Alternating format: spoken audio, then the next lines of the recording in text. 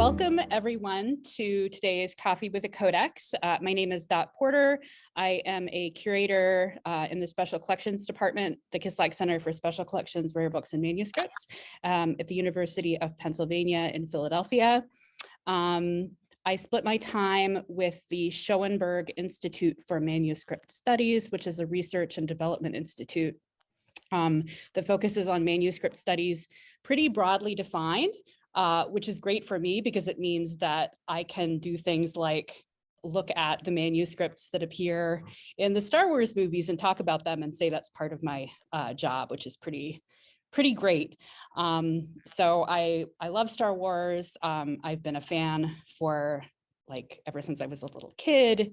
And so this year, when May 4th turned out to be Wednesday, which is our usual Coffee with a Codex day. I just had to pull in my friend Brandon. We've been talking about Star Wars manuscripts for a couple of years. And so that's what we're going to do today. We're going to look at some pictures from Star Wars, and I also have a pile of books next to me that we can also look at.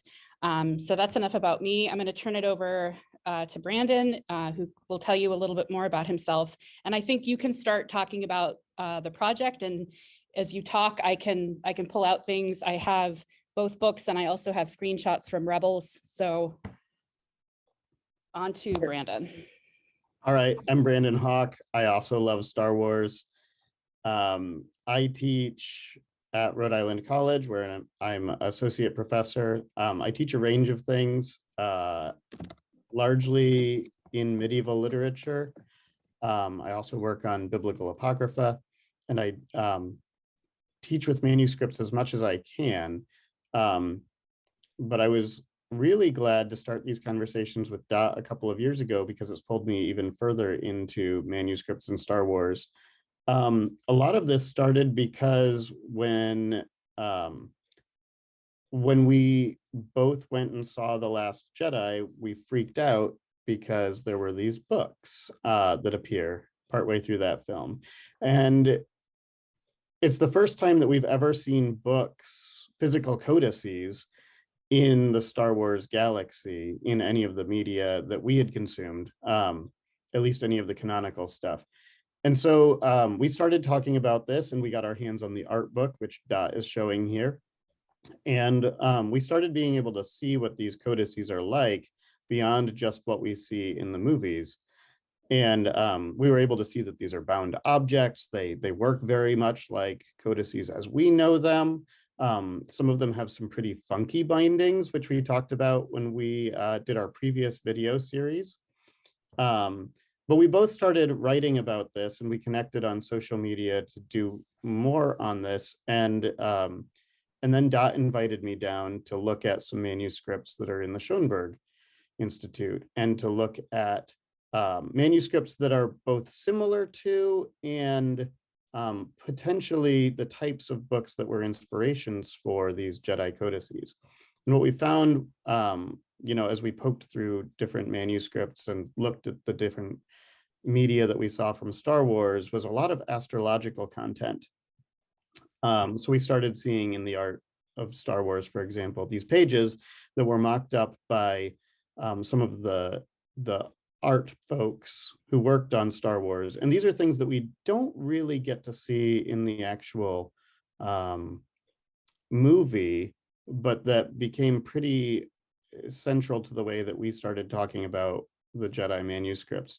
Things like star charts, and of course, the difficulties of having to represent multiple systems and planets and moons and other kinds of celestial objects, which gets us a lot more complicated than what we deal with when we look at astrological manuscripts from the Middle Ages, which generally have the Earth and Sun and some, the moon and maybe some other types of celestial planets. But we started to see some real interesting similarities. And this is when we started to turn to the actual medieval manuscripts and thinking about what are similarities in bindings, what are similarities in script types, what are similarities in the representations of the cosmos or of as we've discovered, as we've watched more like the Rebels TV show, or as we've looked at the novelizations of the Star Wars movies, we've seen that some of this also relates to more space-time interdimensional kinds of travel, which comes about mostly in the Rebels TV show, where we start to see Ezra and some of the other characters there going to these old Jedi temples and encountering the same kinds of script, the same types of technology with astrological depictions and representations. And then we find out that there's this thing called the world between worlds, which is a kind of interdimensional space-time means of travel, as well as some strange things with, contacting Force users from the past and bringing back the dead, which connects us to then the spiritual realm of Star Wars with the Jedi religion. So one thing that Dot and I got really interested in was how these codices and then these other technologies these other text technologies that we see, and even artistic representations, end up doing the same things that medieval people were interested in bringing together both astrological, astronomical, space knowledge or scientific knowledge with religious knowledge and the kind of spiritual questions that are asked about the Force and the ancient Jedi on the one hand, and then things like theology and things like the dating of Easter on the other hand in the medieval world. And so we started really trying to piece together what medieval monks or other scribes might have been up to with medieval manuscripts, and then what the creators of these Star Wars manuscripts were trying to think about with bringing together the two worlds, the scientific and the spiritual. Yes, that's right. So as he was talking, I was sort of going through some of the things that we looked at, and if you're interested in that, there's a couple of blog posts in the links document that you can read that sort of goes much more in depth into the work that we've done, and also has links to the videos on YouTube where we talk about some of these.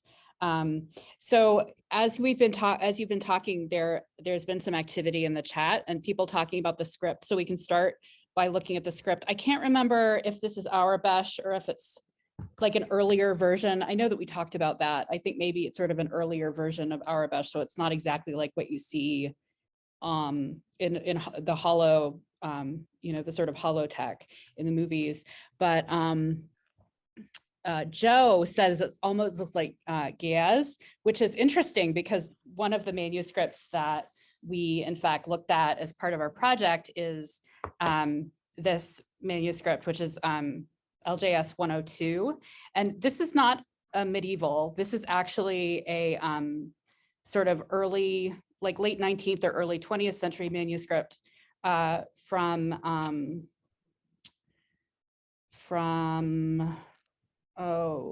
Africa. Ethiopia? Yeah, Ethiopia. Yeah, it's an Ethiopian manuscript. And one of the reasons we looked at it is because of the binding, because it's very similar. It's sort of I think this is like a Coptic binding, and it's very similar to what we see in the art book. And the kinds of, clearly I think the artist who came up with those concepts looked at, probably not this. I don't think the artist actually looked at any of our manuscripts, but the same kinds of manuscripts that we have, and it's written in Giaz. And so you can see this is that it's sort of blocky. I think that's what makes it feel similar to the writing in the Jedi manuscripts. It's sort of a blocky, and there's no uppercase and lowercase. It's sort of all one size a little bit. So that was one that we looked at. We also looked at, I have it over here. I've made a big mess, a Coptic manuscript here for the same reason. It has the same kind of, or a similar kind of look to to that, a little bit blocky, although this is a little more, I don't think it's cursive, but it's a little more wiggly, if I can use that totally non descriptive term. But so that's this text. But what we were really interested in is this idea of basically in the manuscript it's a really sort of limiting technology, because you have a limited space, and you have to be able to sort of express potentially a lot of information in a small space. So Brandon was talking about, diagrams, astrological diagrams, and here's an example. There's the moon and the earth and the sun, and there's only three, and maybe occasionally you'll have like more astrological objects. But in Star Wars, you have an entire galaxy. And I didn't print out a screenshot of it, but in The Force Awakens, a big part of that film is like trying to track down Luke Skywalker. We have to track down Luke Skywalker.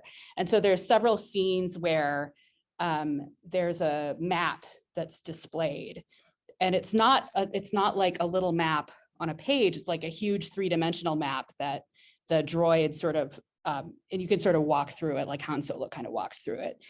And like that's really robust and complicated. And having to display that, on a page is, like difficult. And so I think what the manuscripts are trying to do is something like that. So I'm going to actually turn to the Rise of Skywalker, because those are the ones from the Force Awakens, but the manuscripts come back for a very short period of time in the Rise of Skywalker. But I thought this was really interesting because you can really see in this one more of, I think, the world between worlds, what's going on there. So in particular, I'm going to zoom in down on this diagram here.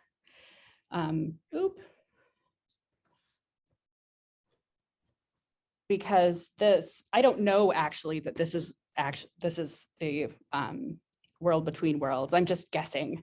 But again, we have, okay, here are points, and we need to draw lines between the points. So if you're on Octo and you want to get to Exegol, you can travel through the world between worlds, and that's what this is showing. So again, it's like, how can we show this very complicated thing on a little tiny page in a very small book, which is what medieval people were doing too. It's just on a slightly smaller scale. Right, and that's a lot of what they were doing, even with, we talked at one point about Computus materials, with like the way that they were trying to organize data, the way medieval monks were trying to organize data for things like computing Easter, which we see in these manuscripts too. Like, how do you organize data that potentially has wide-ranging spiritual implications, whatever kind of data this might be that we see in the Star Wars manuscripts? I'm not sure I have any of the Computus stuff here, unfortunately. Most of what I have is the astrological things. And part of what we did, especially earlier, is we did sort of one-on-one comparisons between diagrams. So there's a little one, but there's some bigger ones here. Where did they go? That look, in the same kind of circular, style of,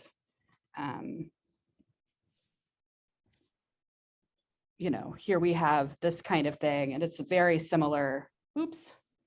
Kind of, here's how we are trying to make sense of our world, given the limitations of what we have. And these are this text is trying to explain eclipses, and that's where you get really complex kinds of well, what is an eclipse? And what did they think about an eclipse? So what happens if it's a solar eclipse, or what happens if it's a lunar eclipse? And you've got these bodies kind of moving around each other and converging. Of course, it also gets trickier when we're thinking about looking at medieval manuscripts with a heliocentric Oh yeah. our present perspective rather than a geocentric perspective, which they were working with, right? And so we end up being able to look at these manuscripts one way with our own scientific knowledge and biases. And then we look at these Star Wars manuscripts basically without any access to what, Star Wars people are thinking, or the creators of these manuscripts for the art department. But yeah, we start to be able to see the complexities of interpreting past and present, or even another galaxy to our own. Yeah. And this is one thing, like as we've been doing this, it's been a little bit frustrating because the art department has actually been really quiet about what exactly these manuscripts are. So we're just kind of guessing. We're like, well, it looks like it makes sense that what they're trying to explain is the world between worlds, but I don't know. I just want to point out this is the first time that I was sort of playing around, and then I saw this and I was like, oh, this might really be useful. If you look at this diagram here, and then this one here, this is when I was like, whoa, that's really, and it's just simple. It's like the phases of the moon. It's not actually like a huge deal, but seeing that reflected in this art was really kind of interesting for me. And I want to point out another one. This is, sorry, I keep going back and forth between these books, but a thing that came up in The Rise of Skywalker that was very important for the, let me see if I can find this. For the plot was the Wayfinder, which, let's see. Oh no, props department. I lost my place. Here we go. And the Wayfinder is this thing here, which is, it's like this thing that they have to use to sort of find their way, if you can believe it. That's what a Wayfinder is for. But as we were, again, sort of looking through our books, we found things like this. This is a quadrant, which is a quarter of an astrolabe, which you would use to find your way by looking at the stars. And I think there are other images that I've seen that sort of, you can see it better, but it's very much a reflection of that. And it does the same kind of thing, right? You're using the astrolabe to find your way in the same way that you use the Wayfinder, and they even look the same. And I just think that's really fascinating. Yeah, and then, I mean, all of this sort of spirals out into us thinking about larger, like old media kinds of connections, like astrolabes, which once were really central for this astronomical knowledge, and how astrolabes get depicted in medieval manuscripts, even though they would have been these physical objects that people would have had sitting next to them on the same desk as a manuscript. And then the same is the case with these Wayfinders, that would have been physical objects in the Star Wars universe. So you get into this question of how books interact with the wider world of media objects, which is sort of where we ended up in the last project that we worked on, thinking about how there's this whole world of objects and manuscripts are part of that. And like text technology kind of pervades all of it. Yeah. And I did get a couple of screenshots. This is also from the Rebels TV show, which if you haven't watched, it's like my favorite, really my favorite, I think, Star Wars thing. And this isn't writing technology, but it's communication. And it's also, the aesthetic is also very like medieval, illuminated manuscript sort of. So here, this is a stone that they find, and it has like the fist and the open hand up, and then the open hand to the side. And then later they go into this, the Jedi temple, and this is on the wall. And this is what is the father and the sister and the brother? Is that Yeah. it? Yeah. Right. They're like the founders, like the first like Force users. This is like history, like deep, deep Jedi history. And the aesthetic is very much like illuminated gold. And you can see we have the fist and the hand held up and the hand held to the side. And this is actually, this is actually the doorway into the world between worlds.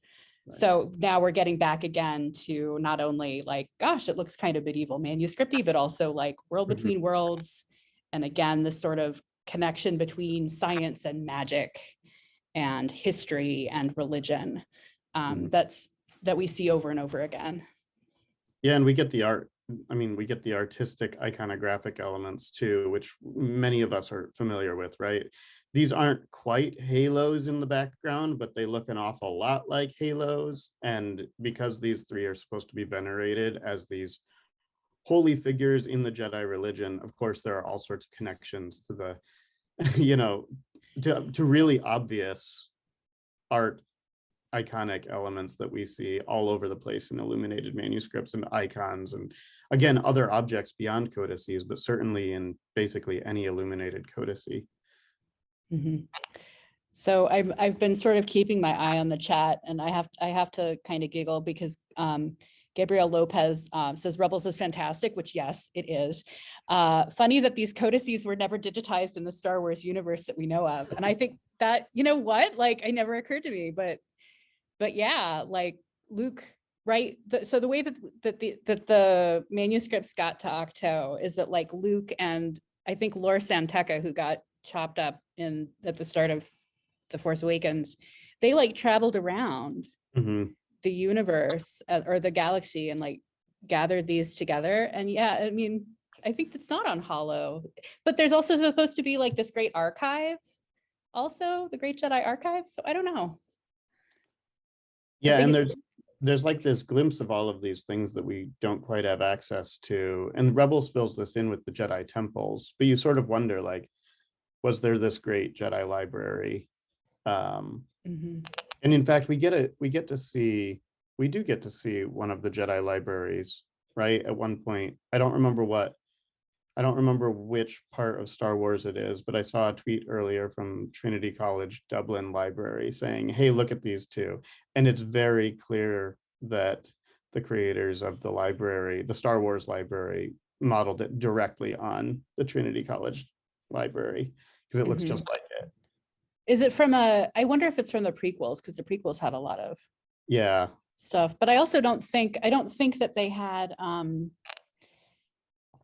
they had like books. It would have been like, maybe that's what the archive was. It's been so long since I've watched all the prequels that I don't know.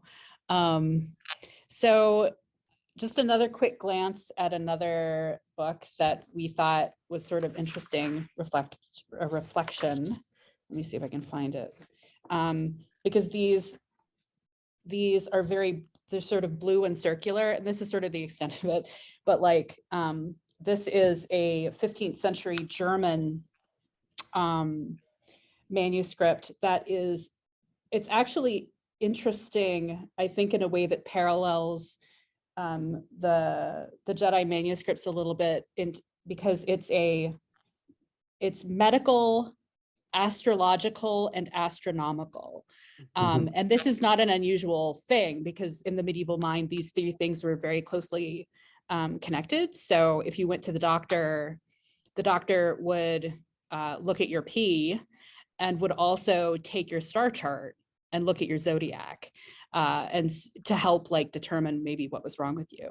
And so all of these texts are together in this book. So if we look over here to this opposite side, there is a little zodiac sheep. I don't know my signs, but there's a sheep.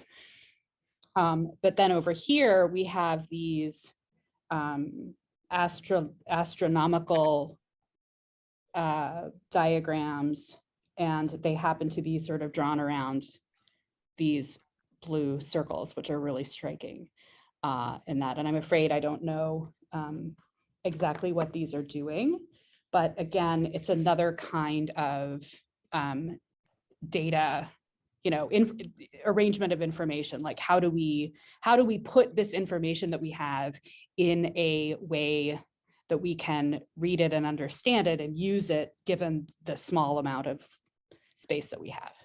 Right. Yeah, and this is really complex data too, because it's like you say, it's both astrological and astronomical, and then these are dates, like chronicle dates. So you could match up, what's going on with things like we see written out in chronicles with other astronomical kinds of information.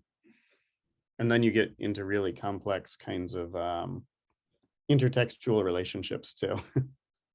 Yeah. It's very, but it's interesting how it reflects the, real life historical and the objects reflecting what's happening in the Star Wars universe, or I guess the Star Wars universe is reflecting what's happening here, right? Because we're inventing it, not us, but like people in our world are inventing it. Right. Yeah.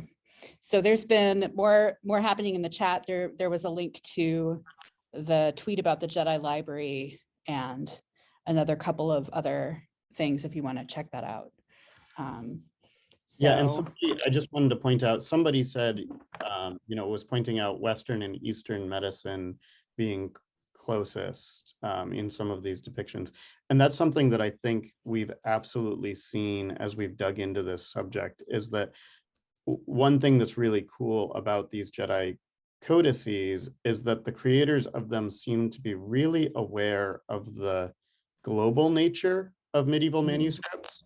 Like was already said about Gez or even Coptic.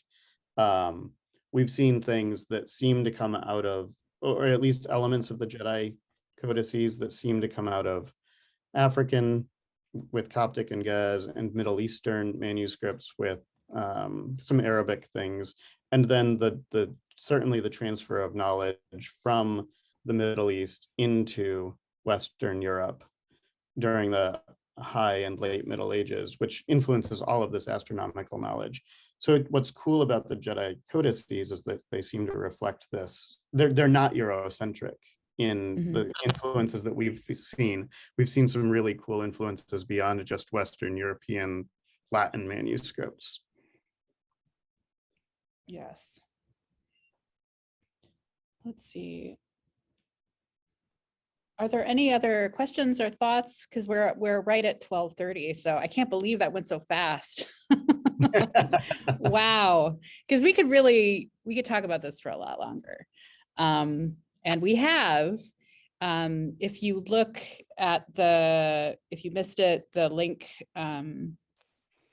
the links for today. There, yep, Amy just put it in. So there's links there to blog posts of the 2 talks we've given on this, to the YouTube videos that we did a few years ago. There's a lot more. If this is your first time, you can come back and we talk about manuscripts every Wednesday at 12 p.m. Eastern Daylight Time. And we'll be there. I can't remember what's going to be next week. I think Boethius, Constellation of Philosophy. And then there's something really interesting in 2 weeks that I'm excited to talk about. So yeah, thank you all so much for coming. Thank you, Brandon, for coming. And it's always a great excuse to, Gordon asks, where do you find the invite for these sessions? If you follow, if you go to the links document that Amy's been sharing, there are links there. If you Google Coffee with the Codex, you'll find it. So, and there's a schedule there, and hope to see you again sometime soon. I'm going to end the meeting now, but thank you everyone for coming. And we'll see you. Thank you. We'll see you later. Thanks everyone.